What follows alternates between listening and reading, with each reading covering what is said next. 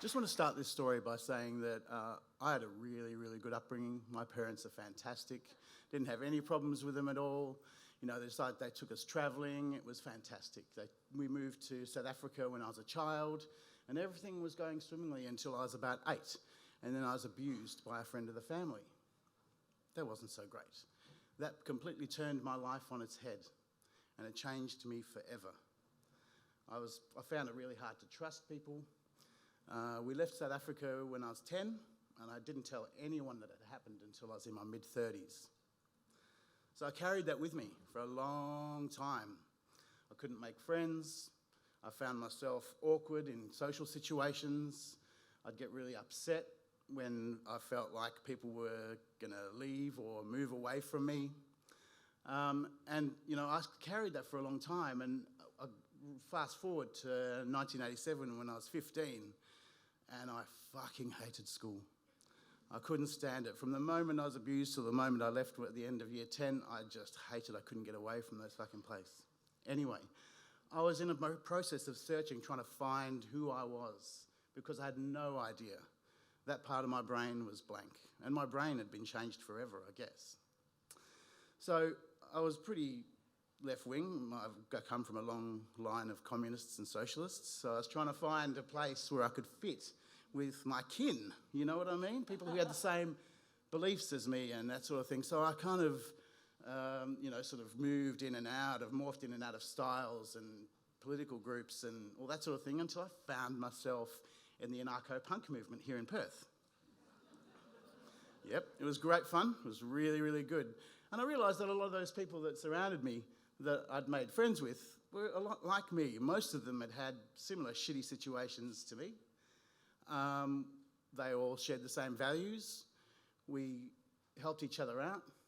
I was going through some shit at 15 and 16, but I had no idea what it was or how to do anything about it. But what I did know was that all these people I was hanging out with brought me joy. And the times that we spent together, I felt like I was a part of a little community, and I was. We loved each other, and we all got along really well, and I just immersed myself into it. That's about as depressing as it gets.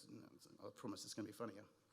So, at that point, you've probably seen punks. They like to adorn themselves, right? Tattoos, piercings, spiky hair, studded jackets. I loved that shit. I was right into it and immersed myself into it. I joined a punk band and, I had my moment on stage, and yeah, that was shit, but it was okay. You didn't have to be good. You don't have to be good to play bass in a punk band.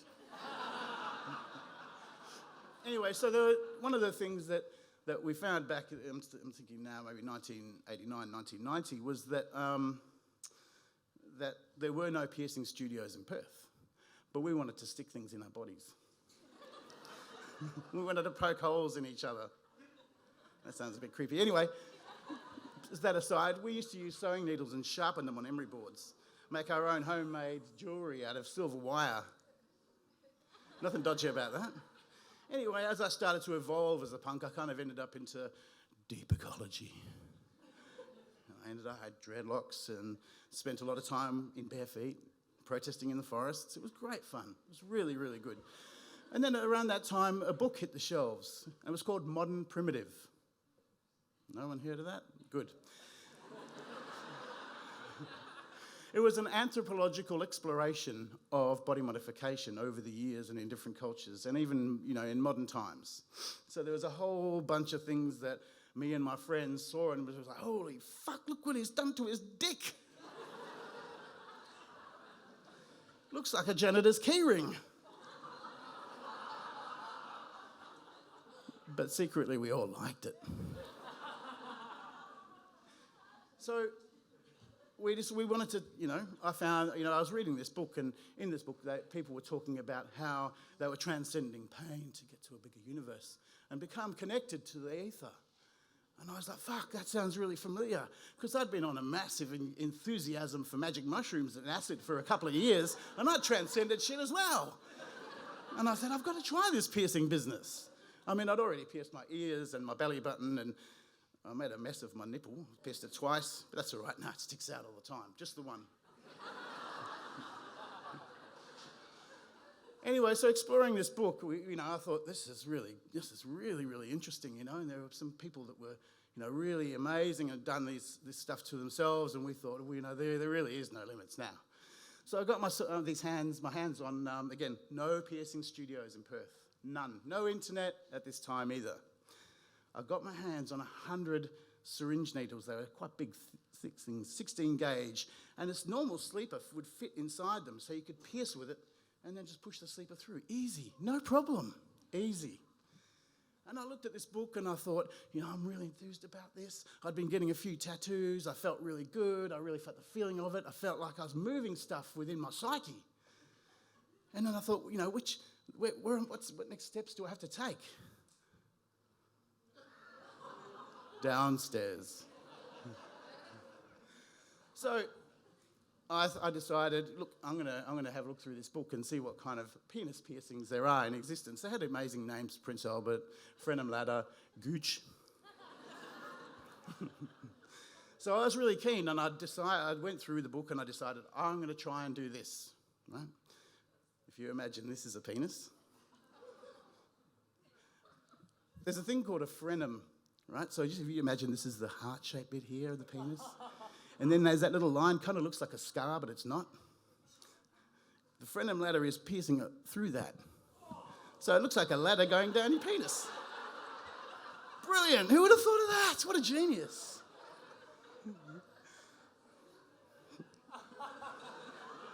So I was good friends with this woman called Olivia Rousset, who's now a really famous documentary maker. But back then she was a crusty uni student in her final year of film and television. Thank you very much. And she had to make a documentary, and she'd been talking to me about how she wanted to cover this underground scene in Perth that were piercing each other and themselves. We used to do it all the time.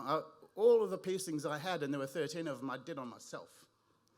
Yep. Anyway, bring the pain. So I talked to Olivia and I said, I want to pierce my dick. And she said, can I film it? I was like, fuck yeah.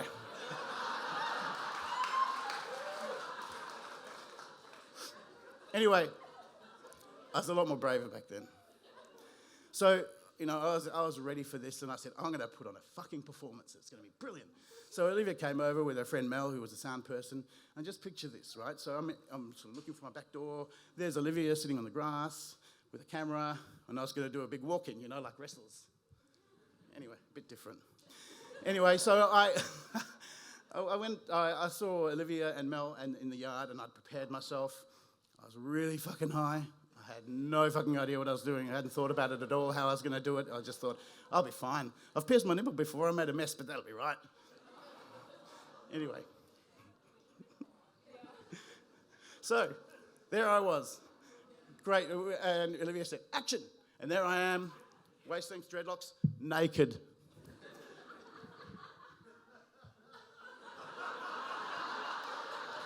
Walking through the garden.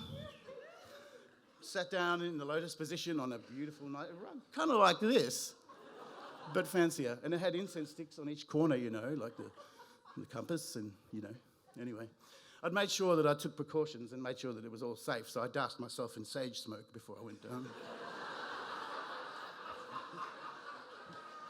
And I sat down in this rug, and I took a few deep breaths in, and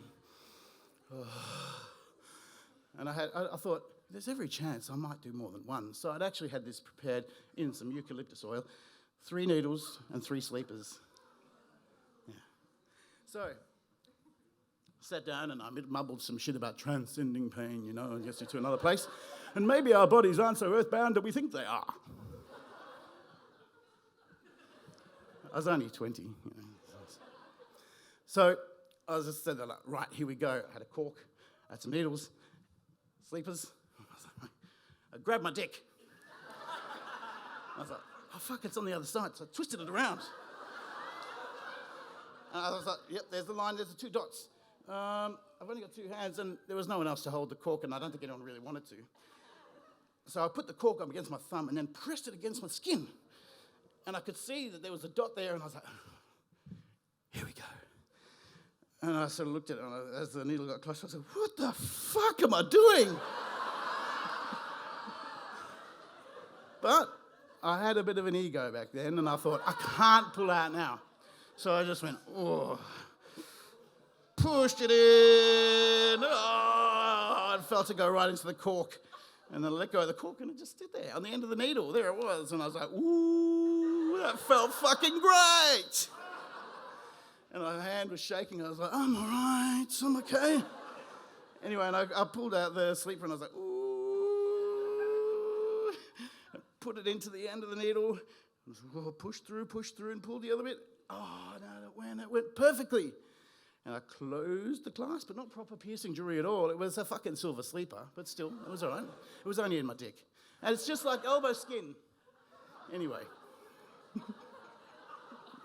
So I looked down, and I looked up at them, and they're like, and I looked down, and I went, oh, I lifted it up. And it was a little bit crooked, but it was fine. It was all right. It doesn't matter, you know. It's only on film. And I said, oh, that felt so good. I'm going to do another one. I don't even need to put a dot there. I know what I'm fucking doing. So I just grabbed hold of him again, twisted him round, got the bloody cork, put it back on there. And just thought, here we go for number 2. I just pushed through hard. Oh, I'm so fucking hard. Not hard, but hard. I wasn't hard at all. I put the earring in there and I pulled it out. Perfect, closed it and went, applauded myself. It was great. And then I looked up and I'd pierced it on a 45-degree angle. It's kind of like that. And I was just like, oh, shit, what do I do now? Well, that's about it, I guess. And she was like, oh, yeah. And I was like, well, yeah, you know. This is I'm a semi-professional. Anyway, a long story short, I ended up piercing myself quite a few more times. As I said, you know, I ended up with about 13. I had about 1, 2, 3, 4, 5 in my genitals. Yeah. And there was one time, because I used to also freeball, I was walking through the city, not too far from here, in fact, and one of my piercings fell out. And fell out onto the footpath. I was wearing shorts. Good times. I've got a hole in my pocket. It's all right. Anyway, so I only wear one piercing now, this one here. And, you know, this shouldn't be the legacy of my time in the piercing hoodness. But what I will say, what my long-lasting legacy is, forever now, I do have to sit down to pee. Thank you very much.